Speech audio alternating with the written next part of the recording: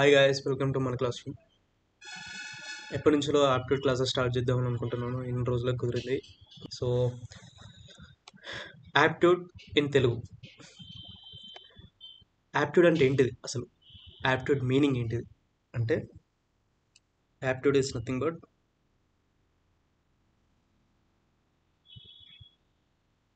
Natural ability. ఈ natural ability అంటే ఏంటిదంటే సహజ సామర్థ్యం అని తెలుగులో అంటారు.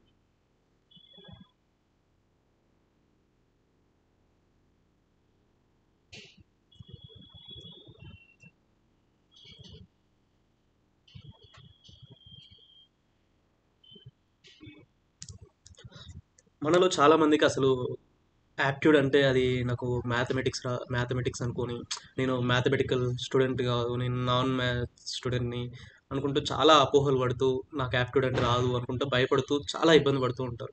అంటే యాప్ట్యూడ్ అంటే మ్యాథమెటిక్స్ అని ఒక అపోహతోని ఇన్ని రోజుల నుంచి చాలామంది దాని గురించి భయపడుతూ వస్తున్నారు. కానీ యాప్ట్యూడ్ అంటే మ్యాథమెటిక్స్ కాదు. అంటే ఏంది బ్రో నీ సడన్గా వచ్చి యాప్ట్యూడ్ అంటే మ్యాథమెటిక్స్ కాదంటున్నావు, ఇన్ని రోజుల నుంచి అందరూ మ్యాథమెటిక్స్ అని చెప్పారు కదా అంటే అవును, అది అసలు కానే కాదు. ఎందుకంటే లైక్ ఫర్ ఎగ్జాంపుల్ క్రికెట్ ఉంది, హాకీ ఉంది. క్రికెట్లో బ్యాట్ ఉంటుంది, బాల్ ఉంటుంది. హాకీలో కూడా బ్యాట్ ఉంటుంది, బాల్ ఉంటుంది. అక్కడ గ్రౌండ్లోనే ఆడతారు, ఇక్కడ గ్రౌండ్లోనే ఆడతారు. అక్కడ 11 మంది ఉంటారు, ఇక్కడ 11 మంది ఉంటారు. కానీ రెండు ఒకటేనా? కాదు. అది డిఫరెంట్ స్పోర్ట్, ఇది డిఫరెంట్ స్పోర్ట్. సో అలానే మ్యాథమెటిక్స్ యాప్టిట్యూడ్ రెండు ఒకటి కాదు, అవి రెండు డిఫరెంట్. సో నీకు యాప్టిట్యూడ్ రావాలంటే మ్యాథమెటిక్స్ రావాలని కంపల్సరీ రూల్ ఏం లేదు. సో హ్యాపీగా నాన్ మ్యాథ్స్ బ్యాక్గ్రౌండ్ స్టూడెంట్స్ ఎవరున్నా కూడా హ్యాపీగా నేర్చుకోవచ్చు. అండ్ మీకు ఒకవేళ రాకపోతే పర్ఫెక్ట్ అయ్యేలా నేర్పించే బాధ్యత నాది. నేను నేర్పిస్తాను. ఈ లెక్చర్స్లో కంప్లీట్ యాప్టిట్యూడ్ కోర్స్ గురించి ఫ్రీగా నేను నేర్పిస్తాను. మీరు నాకు రూపాయి కట్టాల్సిన అవసరం లేదు. కేవలం మీ అమూల్యమైన టైంని కేటాయిస్తే సరిపోతుంది. నాకు యాప్టిట్యూడ్ నేర్పించే ఉద్దేశం నాకుంది, కానీ దాన్ని నేర్చుకునే ఉద్దేశం, ఆతృత, ఉత్సాహం నీలో ఉంటే కూర్చో. అసలు యాప్టిట్యూడ్ అంటే ఏంటిది? యాప్టిట్యూడ్ ఎక్కడ యూజ్ చేస్తాం అంటే రోజు మన డైలీ లైఫ్లో డైలీ ప్రతి ఒక్క యాక్టివిటీస్కి మనం నార్మల్గా యూజ్ చేస్తూనే ఉంటాం. నేను హైదరాబాద్ నుంచి ఇంటికి వెళ్తున్నాను అనుకోండి, వరంగల్ వెళ్తున్నాను అనుకోండి, మనం ఏం చేస్తాం? సర్టెన్ డిస్టెన్స్ పోయాక మన ఫ్రెండ్కి ఫోన్ చేస్తే, అరే మామ నేను వస్తున్నారా, ఇక్కడ దాకా వచ్చాను, ఇంకొక అర్ధ గంటలో అక్కడికి రీచ్ అవుతాను అని చెప్తాం. అంటే అక్కడ నువ్వు టైం అండ్ డిస్టెన్స్ని క్యాలిక్యులేట్ చేసి ఆ ఫార్ములాలో వేసి టైం బై డిస్టెన్స్ అని, డిస్టెన్స్ బై స్పీడ్ అని, ఇలాంటి మొత్తం ఫార్ములాస్ వేసి ఆ టైం ఎంత అవుతుంది అని క్యాలిక్యులేట్ చేసి మీ ఫ్రెండ్కి చెప్తావా? లేదు కదా. సర్టెన్ కొంచెం బ్రెయిన్ ఉపయోగించి నార్మల్గా చెప్తాం. This is what called as natural ability. దీన్నే న్యాచురల్ ఎబిలిటీ అంటారు. అంటే మన సొంత తెలివితోటి కొంచెం ఉపయోగించి లాజికల్గా చెప్తాం, అంతే తప్ప నువ్వు అక్కడ ఫార్ములాస్ వేసి చెప్పాల్సిన అవసరం లేదు, అక్కడ చెప్పము కూడా.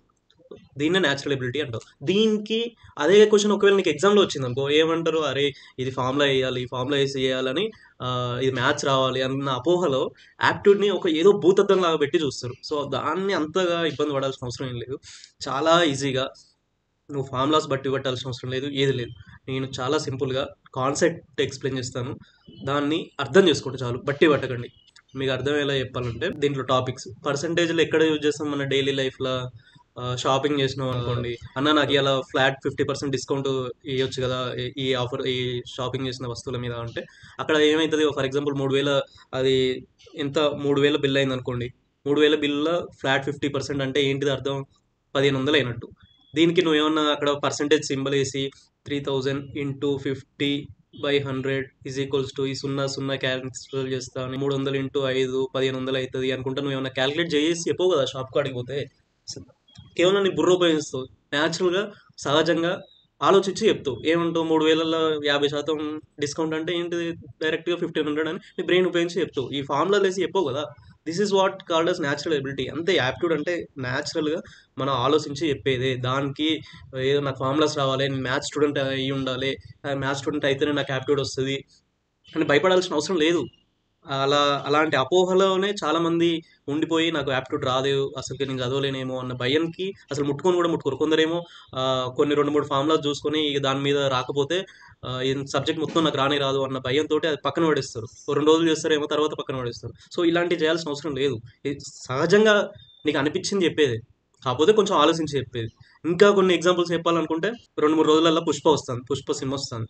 నువ్వు సినిమా చూసినావు అనుకో, సినిమా చూసి ఏమంటావు? నీ ఫ్రెండ్ సినిమా ఎట్లున్నదిరా అంటే ఏమంటావు?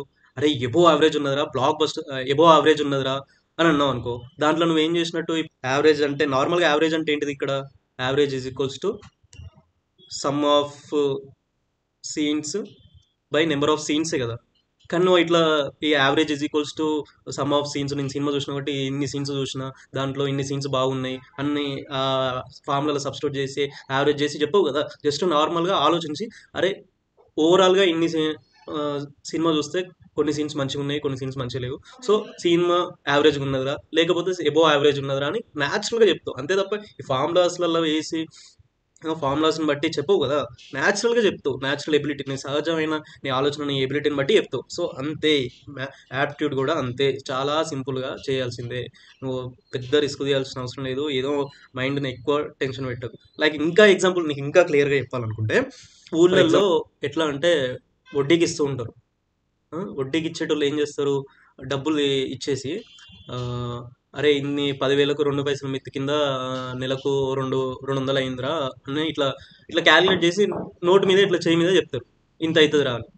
అంటే అక్కడ నీకు simple interest is equals to PTR/100 అని ఫార్ములాలు వేసి దాని మీద ఇంట్రెస్ట్ ఎంత అయింది, సింపుల్ ఇంట్రెస్ట్ ఎంత అయింది, ప్రాఫిట్ ఎంత వచ్చింది, లాస్ ఎంత వచ్చింది అని క్యాలిక్యులేట్ చేసి చెప్పరు కదా. జస్ట్ నీకు బుద్ధి ఉపయోగించి నీకు అనిపించింది న్యాచురల్గా థింక్ చేసి చెప్తారు. అంతే, యాప్టిట్యూడ్ అంటే కూడా అంతే. దాని మీనింగే న్యాచురల్ ఎబిలిటీ, అంటే సహజంగా ఆలోచించి చెప్పేది. ఇది ఎక్కడెక్కడ యూజ్ అవుతుంది నీకు?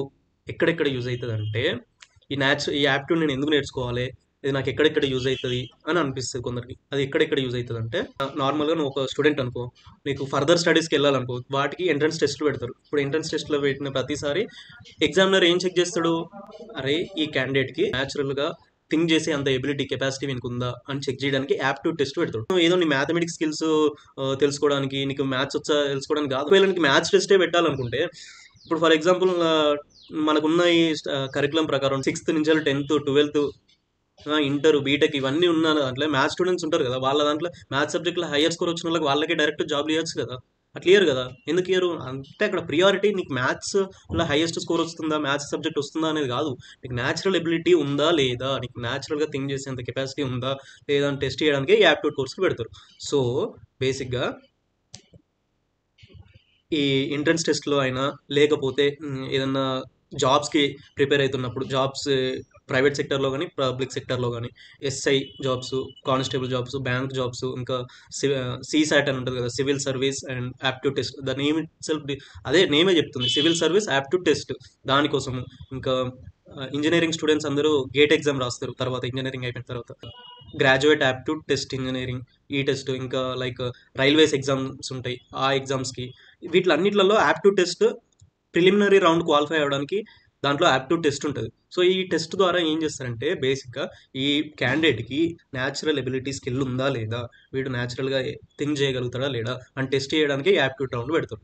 సో నీకు నార్మల్గా థింక్ చేసేంత కెపాసిటీ ఉంటే సరిపోతుంది. నీ మైండ్లో నాకు మ్యాథమెటిక్స్ రాదు, నేను మ్యాథ్స్ స్టూడెంట్ని కాదు, నాకు ఇవి చెయ్యరాదు, నేను ఏది సాధించలేను అన్న అపోహలు ఉంటే దయచేసి అవన్నీ పక్కన పెట్టండి. దానికి దీనికి సంబంధమే లేదు. యాప్టిట్యూడ్ అంటే మ్యాథ్స్ కాదు. అర్థమైందా? సో ఇలాంటి కన్ఫ్యూజన్స్, ఇలాంటి భయాలు అన్నీ పక్కన పెట్టి కొన్ని రోజులు నా లెక్చర్స్ని ఫాలో అవుతూ ఒక సపరేట్ నోట్స్ పెట్టుకొని, నా రోజు నేను లెక్చర్స్ పోస్ట్ చేయగానే దాన్ని వింటూ ప్రశాంతంగా ఫ్రీ ఆఫ్ మైండ్ తోటి, ఏది అపోహలు మైండ్లో పెట్టుకోకుండా ఫ్రీ ఆఫ్ మైండ్ తోటి కూర్చొని చదువు, విను. మనకు నార్మల్గా సార్స్ టీచర్స్ చెప్తే అంత ఎక్కదు బుర్రకి. కానీ ఎగ్జామ్ ముందు ఒక ఫ్రెండ్, మన బెస్ట్ ఫ్రెండ్ గాడు వచ్చి కూర్చొని చెప్పిండు అనుకో, విత్-ఇన్ సెకండ్స్లో ఇట్లా అర్థమైపోతుంది. ఎగ్జామ్ పేపర్లో మనకు ఈజీగా మొత్తం అన్ని క్రాక్ చేస్తాం. సో అలాంటి బెస్ట్ ఫ్రెండ్ అందరికి దొరకడు. సో అలా ఇబ్బంది పడుతున్న ప్రతి ఒక్కరికి ఒక బెస్ట్ ఫ్రెండ్ లాగా నేను మీకు యాప్టిట్యూడ్ నేర్పిస్తాను, తెలుగులో. అది కూడా అర్థమైందా? ఇంతవరకు తెలుగులో ఇంత మంచి కంటెంట్ ఫ్రీగా ఎవరు చెప్పలేదు. అయినప్పటికీ మీకోసం నేను చెప్తాను. మీరు చేయాల్సిందల్లా ఒక డెడికేటెడ్ స్టూడెంట్లా కూర్చొని వినండి, అది నోట్ చేసుకోండి, అర్థం చేసుకోండి, అంతేగాని బట్టి పట్టకండి. నేను కాన్సెప్ట్ మాత్రమే ఎక్స్ప్లెయిన్ చేస్తాను. సో ఇప్పుడు ఫార్ములాస్ నేర్పించినాకో, చాలామంది షార్ట్ కట్స్ అంటారు, షార్ట్ కట్స్ ఈ షార్ట్ కట్ నేర్చుకుంటే అయిపోతుంది, నీకు ఇలాంటి క్వశ్చన్ వచ్చినా కూడా చేయగలుగుతావు అని అంటారు. సో ఇప్పుడు ఫర్ ఎగ్జాంపుల్ 100 షార్ట్ కట్స్ చెప్తాడు. ఆ క్వశ్చన్లో 100 షార్ట్ కట్స్ వస్తే, అరే ఈ 50వ షార్ట్ కట్ ఈ క్వశ్చన్కే ఉంటుంది అని నీకు ఎగ్జామ్లో ఆ షార్ట్ కట్ గుర్తుంటేనే నువ్వు అది చేస్తావు. మరి ఆ షార్ట్ కట్ గుర్తుంటుందా? అప్పుడు ఏం చేస్తావు? 50 క్వశ్చన్కి ఈ షార్ట్ కట్ ఉన్నది, ఈ షార్ట్ కట్ నేను ఉపయోగించాలి ఇక్కడ అని గుర్తుపెట్టుకుంటావా? అట్లా ఎన్ని క్వశ్చన్స్ కానీ గుర్తుపెట్టుకుంటావు? అట్లా కాదు కదా, అది కాదు కదా రియల్ ఎడ్యుకేషన్ అంటే. నువ్వు కాన్సెప్ట్ అర్థం చేసుకో, కాన్సెప్ట్ అర్థమయ్యేలా చెప్పే బాధ్యత నాది. బట్టి మాత్రం పట్టకు. అర్థమైందా? డన్. సో ఇక్కడ బేసిక్గా యాప్ట్యూడ్ 2 టైప్స్గా డివైడ్ అయి ఉంటుంది. ఎలా అంటే క్వాంటిటేటివ్ యాప్ట్యూడ్ ఒకటి, లాజికల్ యాప్ట్యూడ్ ఒకటి.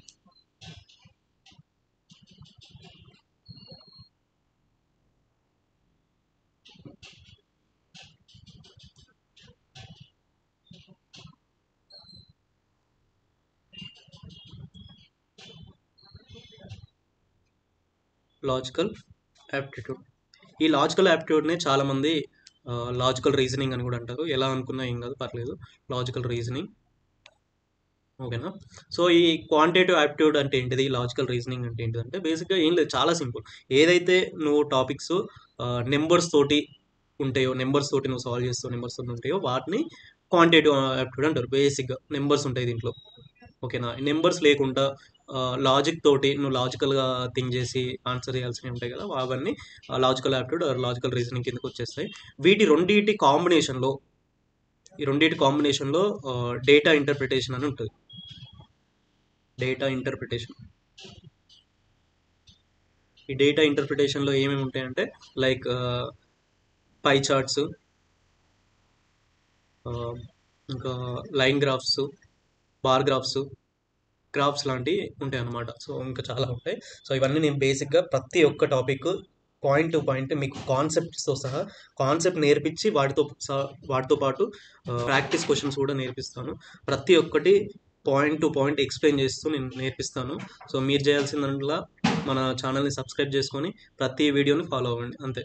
ఫస్ట్ ఆఫ్ ఆల్ ఈ క్వాంటిటేటివ్ యాప్టిట్యూడ్లో ఏమేమి టాపిక్స్ ఉంటాయి, లాజికల్ యాప్టిట్యూడ్లో ఏమేమి టాపిక్స్ ఉంటాయి అనేది ఇప్పుడు నేను చెప్తాను. అది ఒకసారి చూడండి. ఇవన్నీ మనం కవర్ చేస్తాం అనమాట. Quantitative aptitude